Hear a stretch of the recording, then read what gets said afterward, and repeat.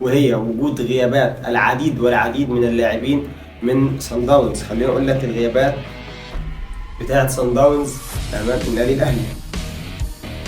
هيغيب الظهير الايسر لنادي صن داونز موتوبي مفالا، ووسط الملعب مارسيلو انديالا.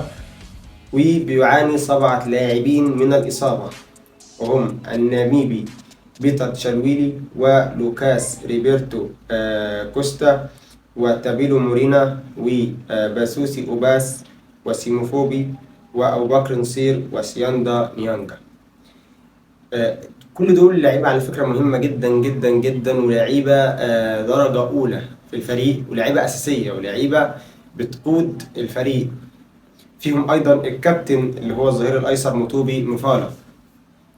ده خبر مهم جدا المفروض يستغله مارسيل كولر وتستغله لعيبة الأهلي، في وجود 7 لاعبين من صن داونز مصابين، ده غير الاثنين اللي هم وسط الملعب والظهير الايسر ايضا. 9 لعيبه كده غايبه من صن داونز. انت المباراه دي هتدخلها فايز نفسيا قبل الماتش انت فايز نفسيا قبل ما تفوز في الملعب.